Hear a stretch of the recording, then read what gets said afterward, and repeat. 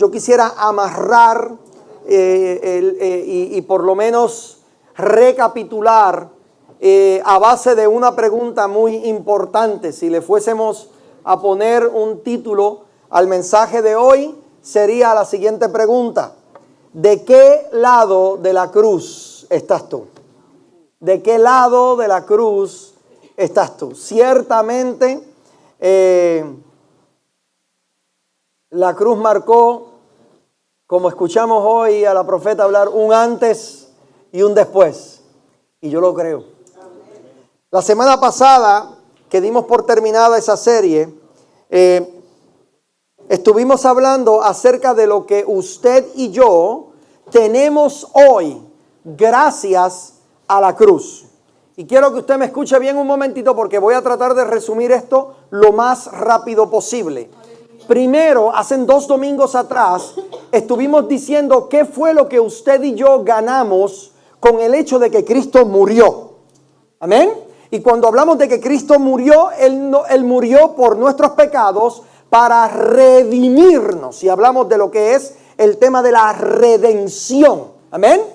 El domingo pasado, entonces hablamos de la segunda parte de todo el drama de la cruz.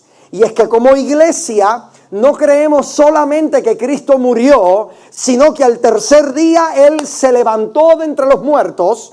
Y decíamos cómo es que con su muerte Cristo logró ciertas cosas, pero con su resurrección logró ciertas otras.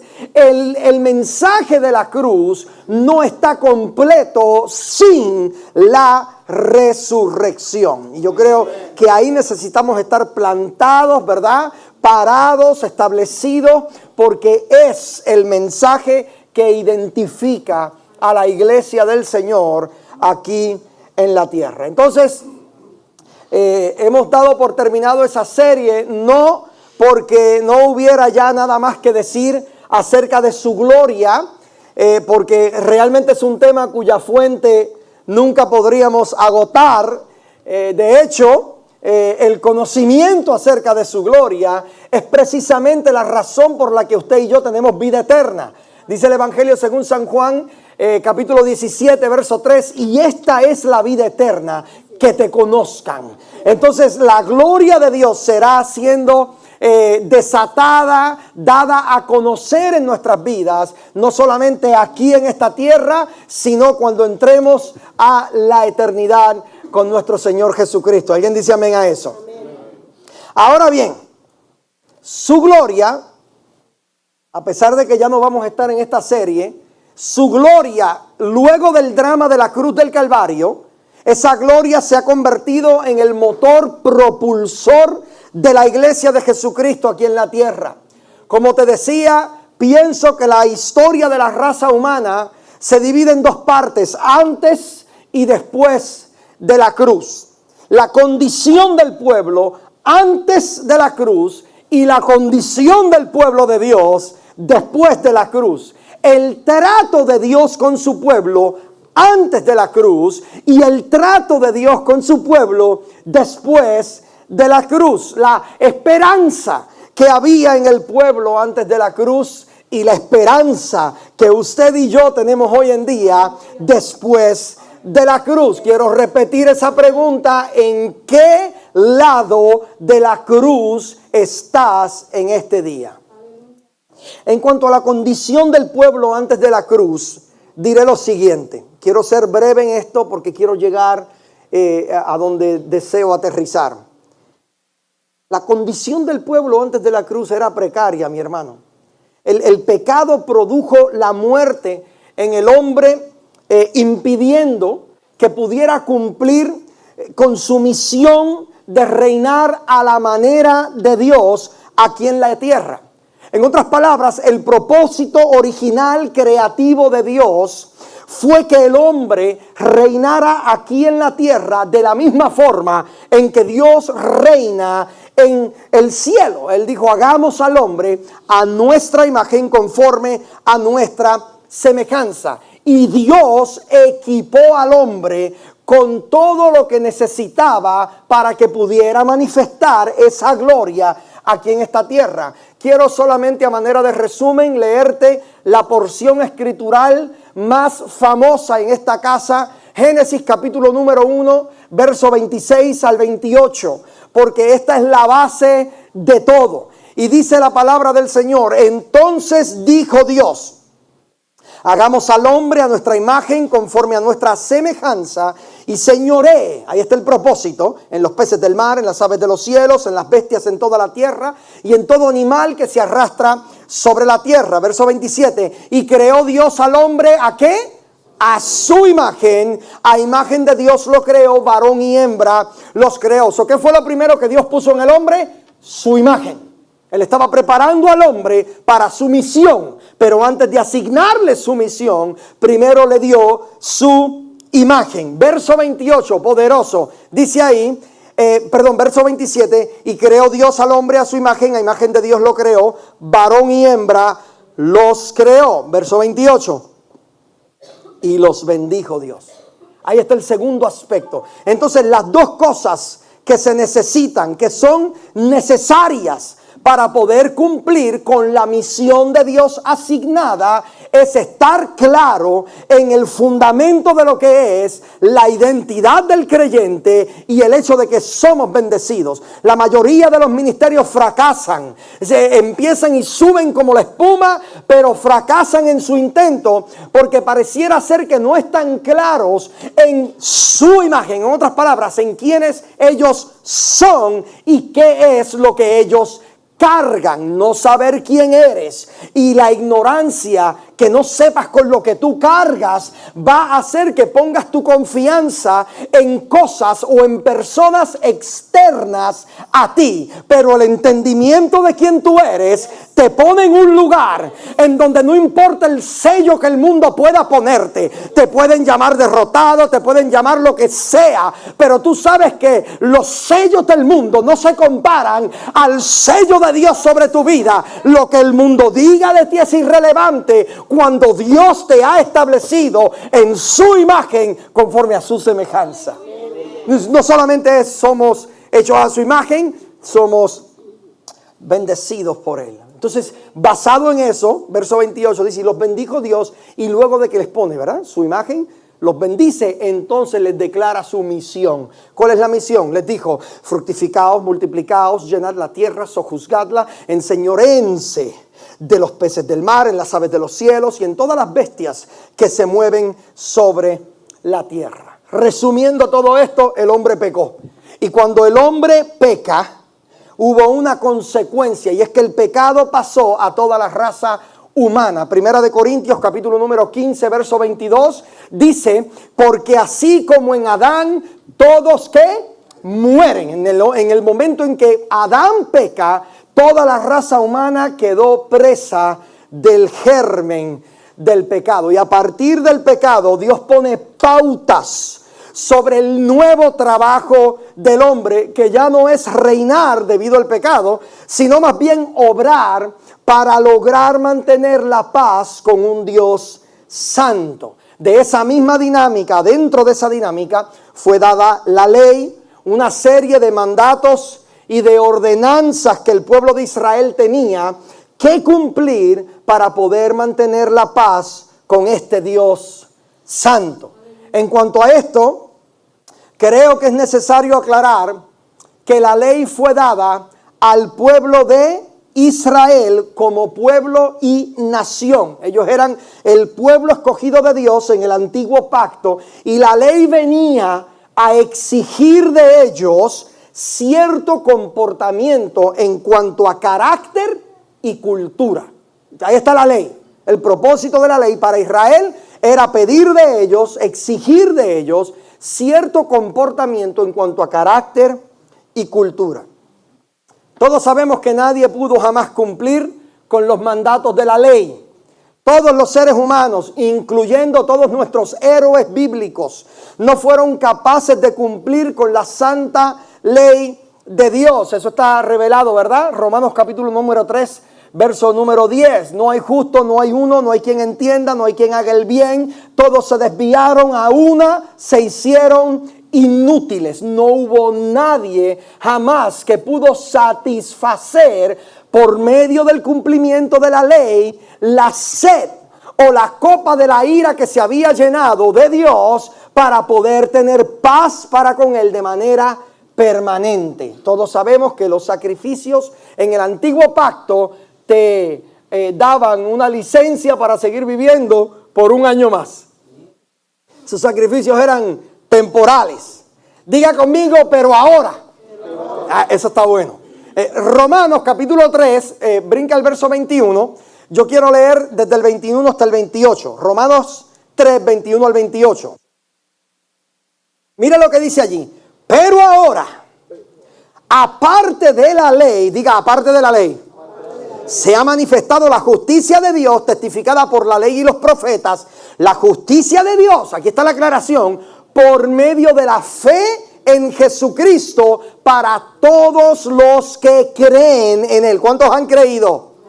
Y luego Él dice, porque aquí no hay diferencia, por cuanto todos pecaron y están destituidos de la gloria Él estaba hablando porque él era de descendencia hebrea y le estaba hablando a gentiles también. Él estaba diciendo, ahora aquí ya no somos los nenes lindos, todos estábamos iguales, destinados a muerte. Por cuanto todos pecaron y están destituidos de la gloria de Dios. Verso 24, mire esto, siendo justificados gratuitamente por su gracia, mediante la redención que es en Cristo Jesús, a quien Dios puso como propiciación por medio de la fe en su sangre, para manifestar su justicia a causa de haber pasado por alto en su paciencia los pecados pasados, con la mira de manifestar en este tiempo su justicia, a fin de que Él sea el justo y el que justifica al que es de la fe de Jesús. ¿Dónde pues está la jactancia? En buen español, ¿por qué te la has hecha?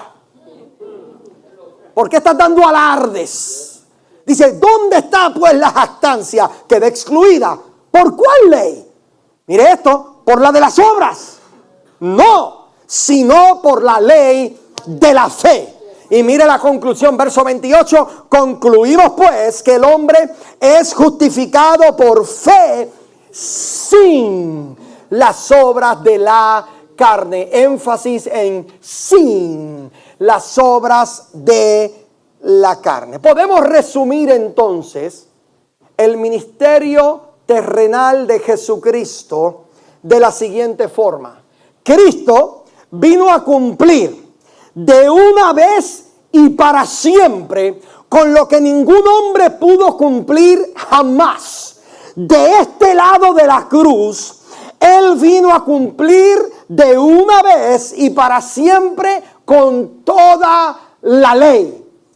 Porque de este lado de la cruz, la ley exigía, si tú quieres tener paz para con Dios, necesitas hacer esto, hacer esto, hacer esto otro, no hacer esto, no hacer esto, no hacer esto otro, pensar de esta forma, desear de esta forma.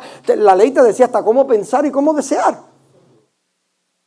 Cómo amar, con qué intensidad amar. Entonces, ¿cómo podemos? Porque todo cambio conlleva, diga conmigo, una transición. Muchos de ustedes aquí están en medio de una transición. ¿Cómo podemos armonizar esto? Porque la pregunta es, ¿en dónde estás? ¿De qué lado de la cruz tú estás? Pero ¿cómo fue ese momento transicional? Esto ha sido un problema teológico que por mucho tiempo yo cargaba y yo decía, Dios mío, ¿cómo fue esta dinámica? Y recordaba yo, mientras escribía este mensaje, a un señor llamado Jacob. En un momento dado en su vida, Jacob había salido de un lugar y se iba dirigiendo, diga conmigo, a otro lugar. Entonces, él no estaba en el lugar de donde había salido, tampoco estaba en el lugar hacia donde iba. Donde él estaba en ese momento, la Biblia dice que era cierto lugar. Yo no sé si hay alguien aquí que se siente en cierto lugar. No estás de donde vienes, no estás a donde vas, estás en cierto lugar. Pero mire, Dios usa los ciertos lugares para derramar su gloria, para establecerte en las verdades que puedas entrar al lugar a donde vas preparado para lo que Él va a hacer contigo. Eso lo podemos ver en el pueblo de Israel en el medio del desierto. No estaban en Egipto, no estaban en la tierra prometida, estaban en un lugar desértico. Pero allí Dios, ¿qué hizo? Mató la mentalidad de esclavitud que tenían, para que pudieran entrar en una nueva vida libre, en una vida caracterizada por su gloria. Oh, esto está interesante, porque ¿cuándo fue el momento transicional de un lado de la cruz al otro lado de la cruz? Hay una historia en la Biblia que habla de esto. La Biblia dice que a Jesús lo crucificaron en medio de dos ladrones. El Evangelio según San Lucas, capítulo 23, contiene esta historia y le dedica un par de versos. Y yo quiero leerlos porque creo que van a arrojar algo de luz a este tema. Lucas 23, verso 39 al 43. Todos hemos escuchado esta palabra. Dice, Lucas 23, 39. Y uno de los malhechores que estaban colgados le injuriaba diciendo: si tú eres el Cristo, sálvate a ti mismo y a nosotros. Perdóname, ese verso 39 dice, ¿cuántos malhechores eran los que estaban injuriándolo? Dice uno, ¿verdad? Dice uno de ellos, eran dos. Pero él aclara y dice uno de los malhechores. Quiero que entiendas eso porque ya mismo quiero traerte otro texto. Uno de los malhechores. Luego el verso 40, respondiendo el otro, le reprendió diciendo: ¿ni aún temes tú a Dios estando en la misma condenación? Nosotros a la verdad justamente padecemos porque recibimos lo que merecieron nuestros hechos, mas ningún mal hizo. Y dijo a Jesús: acuérdate de mí cuando vengas en tu reino. Entonces Jesús le dijo: de cierto te digo que hoy, énfasis en hoy viernes, estarás conmigo, ¿en dónde? En el paraíso. Ve un momento ahora Mateo capítulo 27, 44. Quiero mostrarte algo para todos aquellos que les gusta el estudio de la palabra, porque la Biblia no se contradice y esto es una aparente contradicción. Mateo 27, 44. Entonces, el 44. Yes. Lo mismo le injuriaban también los ladrones que estaban crucificados con él. Ok, Mateo dice los dos lo injuriaban. Lucas dice uno lo estaba injuriando. ¿En qué quedamos? ¿Eran los dos o era uno?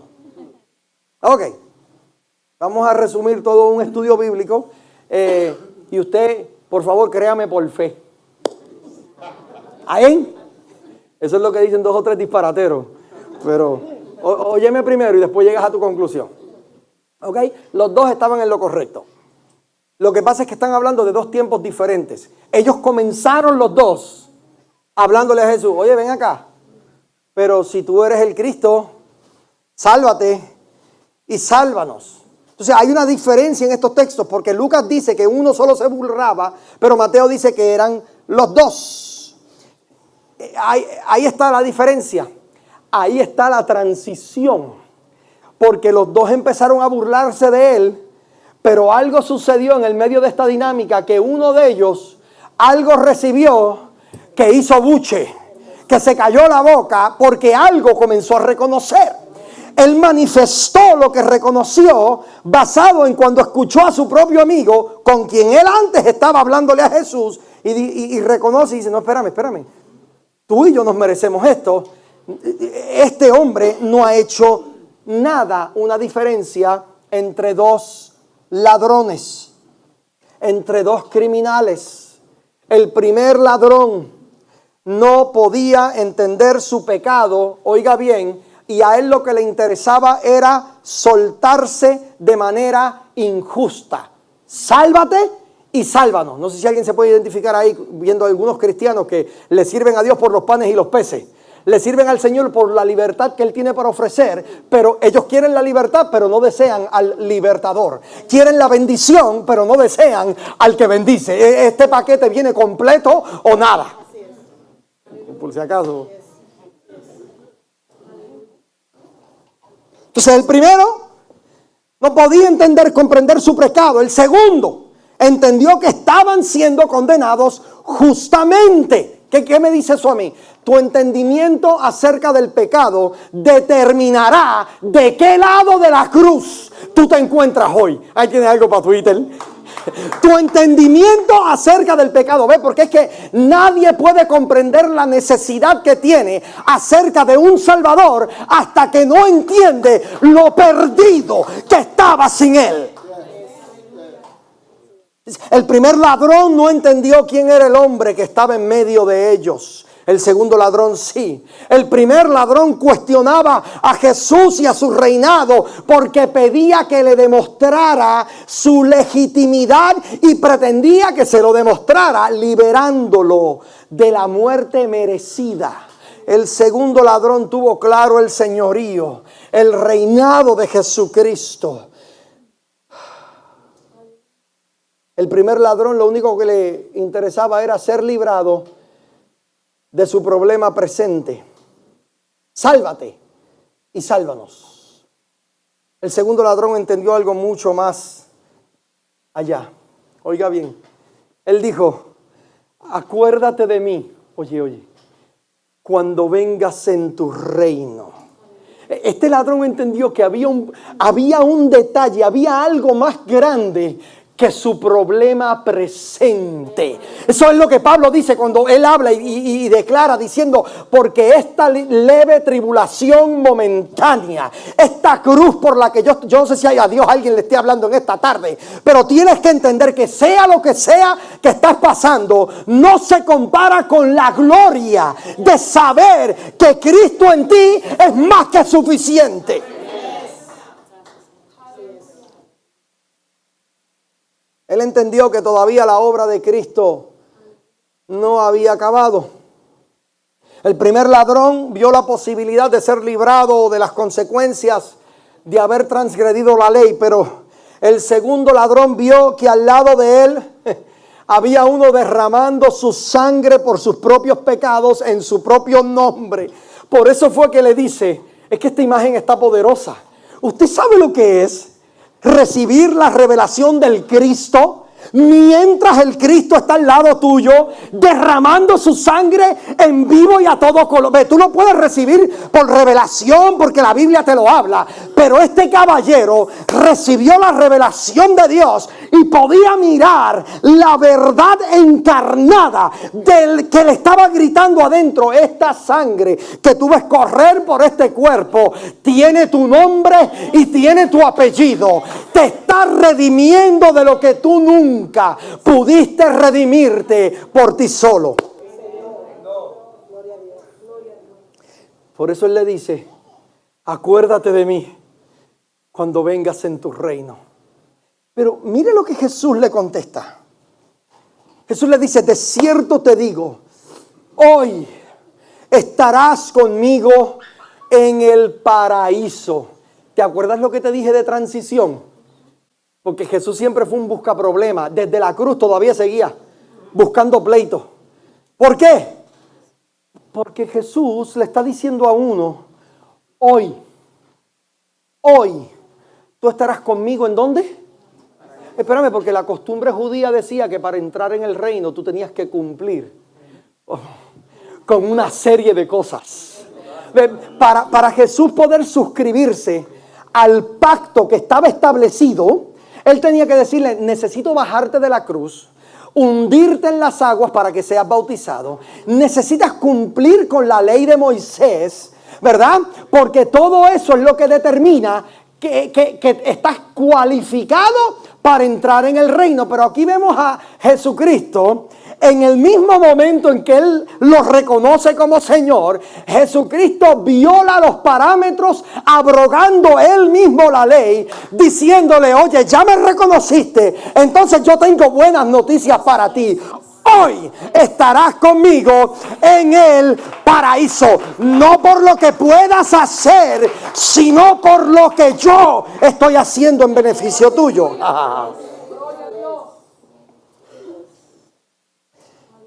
¿Será posible entonces que todo eso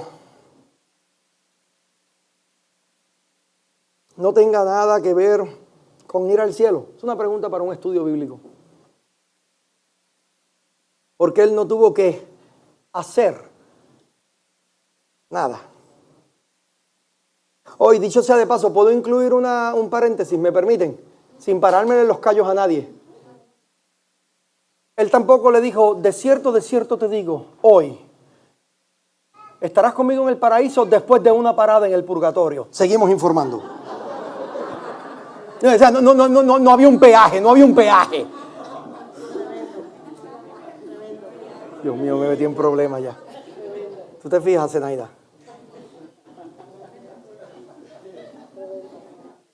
Oye, otra cosa que me llama la atención es que Jesús, oiga bien, le dice, hoy tú estarás conmigo en el paraíso. Jesús no puede mentir.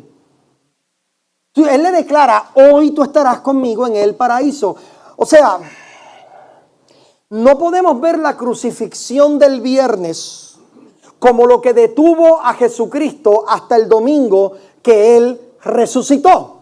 En otras palabras, cuando Jesús se levantó de entre los muertos, que fue el domingo, eso no quiere decir que Jesús estaba en un plano neutral esperando a que fueran 72 horas más tarde y Él decía, espérame a que sea el domingo, no puedo hacer nada ahora. No, Jesús le dijo ese mismo viernes, le dijo, hoy tú estarás conmigo en el paraíso. ¿Cómo yo puedo entender eso? Sencillo, la muerte consumió el cuerpo de Jesús, porque el cuerpo de Jesús fue entregado por nuestros pecados, pero en Jesús habitaba la plenitud del Padre. El Cristo que habitaba en Jesús, no, ese no vio muerte, porque dice la Biblia que Él es el mismo ayer, hoy y por todos los siglos, que Él es el Dios inmutable, que Él no puede cambiar, Él no puede estar hoy vivo y mañana muerto. El Cristo que yo sirvo está vivo todo el tiempo. Lo que, oh my God,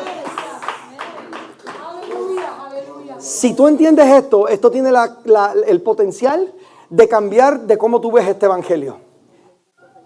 Porque mucha gente se atreve a pensar, no, pobre Jesús, estuvo 2 días sin ser. No, Él nunca ha dejado de ser. Él nunca ha dejado de ser. Él cumplió con entregar su cuerpo, porque eso era lo que la ley pedía, derramamiento de sangre. Pero había algo adentro de Él, que era el Cristo. Jesús sabía acerca del Cristo que lo habitaba. ¿Usted sabe cómo yo sé eso? Porque en la oración del Getsemaní, Él se entera de que iba a haber un momento en que el Cristo que lo habitaba iba a separarse del cuerpo para que el cuerpo muriera. Y cuando Él se entera de este asunto, mi hermano, desde que Cristo nace en el cuerpo de Jesús, Jesús llevaba teniendo acceso a Cristo las 24 horas del día, los 7 días de la semana, todo el tiempo. Jesús tenía acceso a toda la divinidad del Padre. Y cuando vino ese asunto, tú me dices a mí que va a llegar un momento en que yo voy a dejar de experimentar esta gloria que me está habitando. Padre, si es posible, pasa de mí esta copa, pero no se haga mi voluntad, sino la tuya.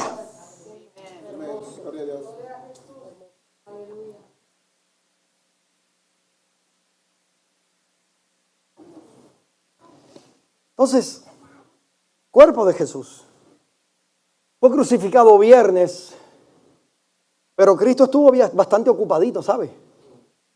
La Biblia enseña en Efesios capítulo número 4 cómo es que el día sábado, ¿qué fue lo que Jesús hizo el sábado? Dice la Biblia que Cristo descendió a las profundidades a declarar victoria sobre todos los principados. Efesios 4 nos dice que el día sábado Él fue a libertar a todos los cautivos que habían creído en su venida, estableciendo así el primer sistema de transporte público del infierno al cielo. Lo estableció Él con nuestros héroes. Allí estaba Sansón, allí estaba David, allí estaba Moisés, allí estaba Abraham, por fin viendo con sus propios ojos lo que ya les había sido declarado desde mucho antes que sucediera.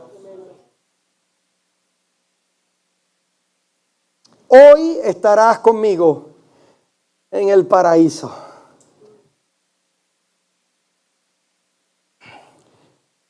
otro paréntesis.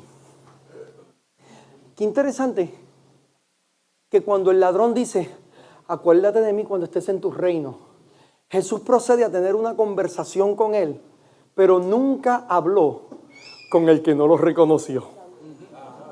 ¿Oh? ¿Qué? ¿Cómo? Él no dijo, mira, te conviene aceptarme. ¿Tú quieres pasar aquí? Pasa aquí enfrente, mira, ajodíllate ahí. Me voy a salir de ahí. Porque esto es por revelación. Y a quien el Padre lo quiera revelar. Y de los dos ladrones que tuvieron una misma condición, los dos eran unos pillos. Uno de ellos recibió revelación del Padre y con él el Padre comenzó a platicar. De cierto te digo, yo no sé qué le estaba pasando por la mente a aquel otro hijo del diablo, literal. ¿Ah? Yo no sé qué le estaba pasando por la mente, qué estaba diciendo, qué estaba pensando, porque de momento la conversación entre dos ladrones se convirtió en la conversación entre un ex ladrón y el Verbo encarnado de Dios. Había uno allí que estaba siendo ignorado.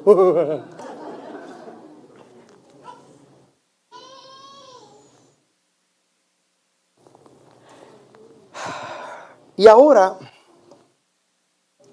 que podemos entender que hubo una transición, que hubo un antes y hubo un después. Que para que algo comenzara, algo tenía que acabar. Yo no creo en los híbridos. Esa onda no funciona en el Evangelio de Jesucristo. Eso está chévere para los automóviles, porque son muy, ¿verdad? Ahorran mucha gasolina. Oh, tienes un híbrido, puedes llegar de aquí a la luna y regresar y todavía te queda medio tanque de gasolina. Eso funciona muy cool, muy bueno para los automóviles.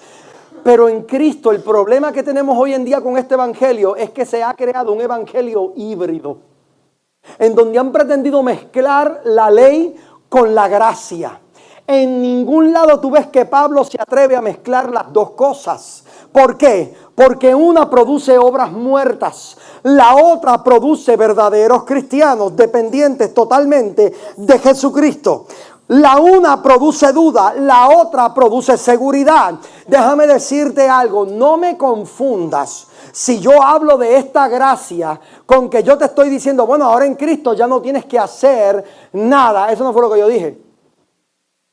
Porque predicamos que hay un nuevo nacimiento, y si hay un nuevo nacimiento hay una nueva criatura, y si hay una nueva criatura hay una nueva naturaleza, y tu nueva naturaleza no desea las cosas que antes estabas haciendo, porque tu nueva naturaleza es alimentada por la vida del Espíritu. Por eso es que si le sirves a Dios, ¿cómo te sientes cuando le fallas? Horrible. Te felicito, eres hijo de Dios. Porque tu nueva naturaleza lo que te está diciendo es, este no eres tú. Esto no te identifica. Esto no es quien tú eres. Tú eres de otro mundo ahora. Tú perteneces a otro reino. Entonces, ¿qué tenemos nosotros, los que estamos de este lado de la cruz? Romanos capítulo 5, versos 1 y 2 dice, justificados pues por la fe, tenemos paz para con Dios, por medio de nuestro Señor Jesucristo. Tenemos paz, por quien tenemos entrada por la fe a esta, ¿qué? Gracia, en la cual estamos firmes y nos gloriamos en la esperanza de Dios. ¿De qué lado de la cruz estás? ¿Estarás tratando todavía de vanamente cumplir con algo que ya Cristo cumplió en nombre tuyo? Hipócritamente pensando que lo que tienes lo tienes porque lo has ganado.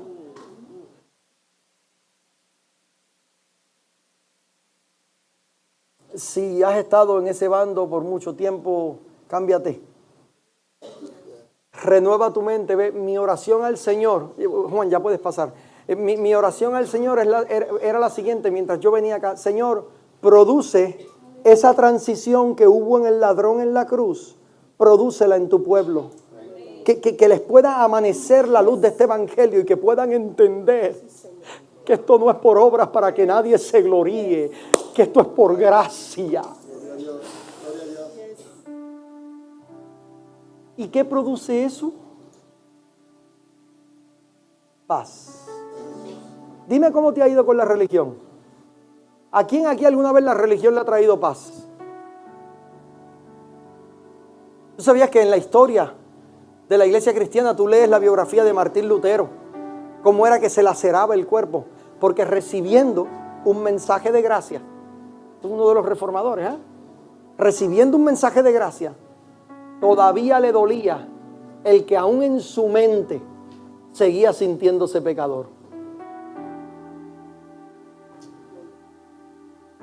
Y se castigaba porque quería seguir sufriendo por sus pecados, no entendiendo que si Cristo sufrió por ti,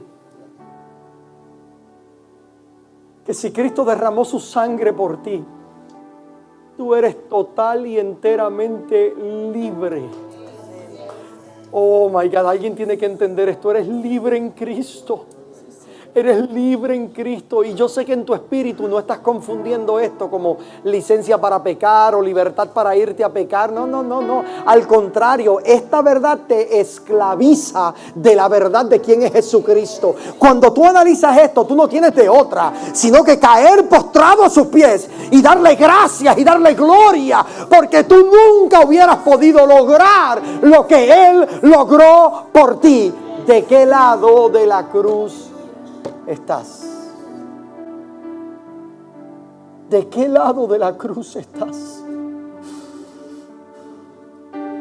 Ponte de pie conmigo, por favor. Padre, yo te doy gloria y yo te doy gracias. Espíritu Santo de Dios, tú nos posicionas hoy del lado de tu gracia y tu misericordia y tu favor. Padre, hoy tú nos mueves, mueve a alguien, Espíritu Santo. Padre, hoy somos espiritualmente reposicionados. Te damos gloria, Señor, por lo que has hecho por nosotros en la cruz del Calvario. Gracias, Señor. Gracias, Jesús. Gracias, Señor. Gracias, Jesús. Gracias, Señor. Ahí donde estás solo, dale gracias. Aprovecha un minuto nada más. Dale gracias. Dale gracias porque te ha librado. Dale gracias porque te ha perdonado. Dale gracias porque te ha salvado. Hoy estarás conmigo en el paraíso. Hoy cambio tu circunstancia. Hoy cambio tu situación. No eres más esclavo de lo que has tratado de seguir haciendo. Hoy solo entiendes que si ya yo hice, tú simplemente eres.